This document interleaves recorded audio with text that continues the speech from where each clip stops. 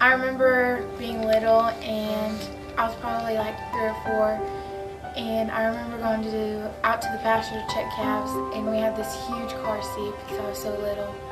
And I remember I always had to sit beside my grandpa, and we'd go and check calves, and I was like his wing woman. I always had to be beside him. And when we ate dinner at the table, it was very traditional. Grandpa was the head of the table and Grandma was across the table. And I remember I always had to sit beside him. Me and my cousins would get in fights for it. When I was 8, I joined 4-H, and my grandpa surprised me with my very first bucket calf, and we named her Lulu. And he always teased us about her being such a pest, and he was the person that helped me become the agriculturalist I am today.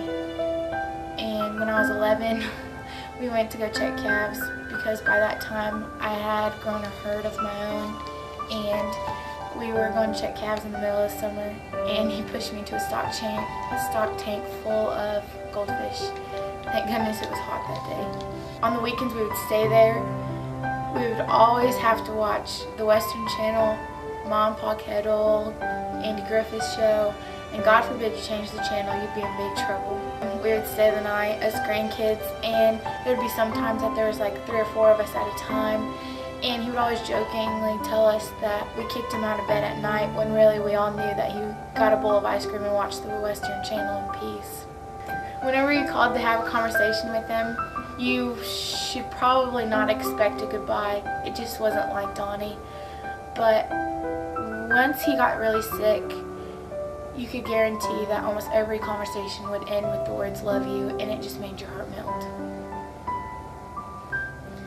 My grandpa played the father role for me for a long time.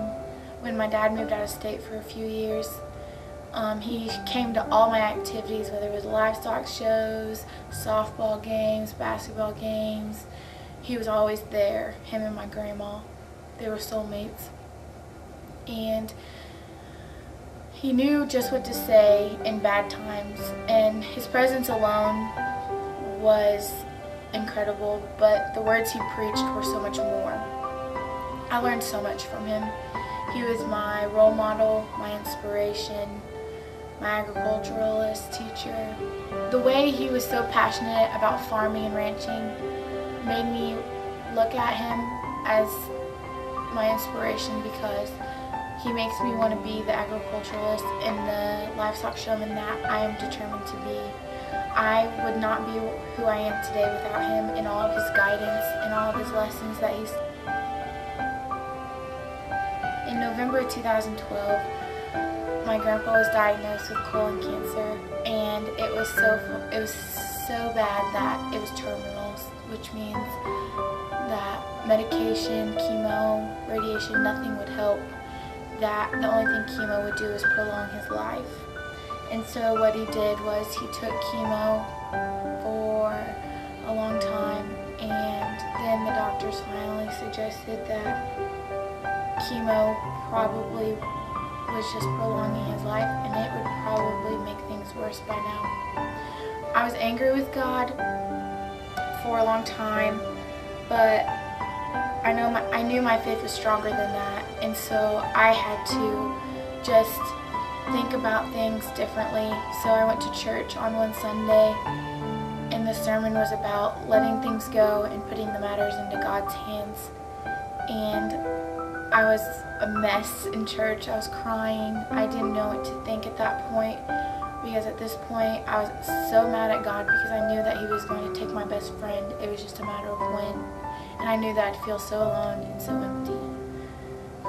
So then after that church sermon, I finally just thought, I have to live every day with him like it's going to be his last.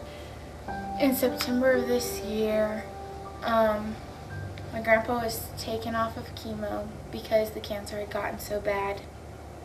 And I was at the Kansas Junior Livestock Show in September, and at that point I couldn't even focus. I was a mess. I didn't know what to do. I didn't know who to turn to. And then a dear friend of our family's sat down and talked with me, and she said, Shelby, I do not know your grandpa personally, but I do know he was very proud of you. And the only thing that will make everything okay is if you tell him that you are going to be okay when he's gone. So that following week, I called him and I told him, I said, everything's going to be alright, and I love you, and thank you for everything you've done for me. And he said, I love you, Shelby, and I'm very proud of you. And those were his last words before the morphine took over him. On Saturday, September 28th, I was at the Tulsa State Fair for an internship for my photography thing that I'm doing. And that morning, about 6:30, I got a phone call from my mom saying that Grandpa had died in his sleep. And it was a horrible moment for me, and I didn't know what to think. I felt like my world had just been shattered into a million pieces, and I felt so empty.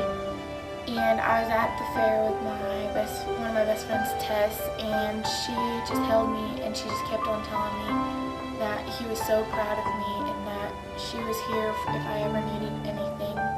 And in that moment, I know that I will cherish that moment forever. I couldn't imagine being with anyone else when I found out. I have realized that sometimes it doesn't get easier and that some days are harder than others. And it's really hard for me to know that my best friend isn't there. There are some days I just want to call him just to tell him how my day is gone. Or if something exciting happened, that I just want to call him and I want him to be the first to know. But it's so much greater than that because I know that he's right there at the moment it happened. And I feel like I am so blessed to have a guardian angel as special as he was. And I'll always remember my best friend as my best friend and not as just some human being that isn't important to me. Each day I get stronger because I know that everything I do is for him. The way I study hard in school, when I'm out in the show ring showing livestock, everything I do is because he's watching over me and I want to make him proud each and every day. He was my best friend, my role model, my inspiration, my everything, and now I can call him my guardian angel. He was really my best friend. I never knew that a grandfather could be your best friend. He was my best friend.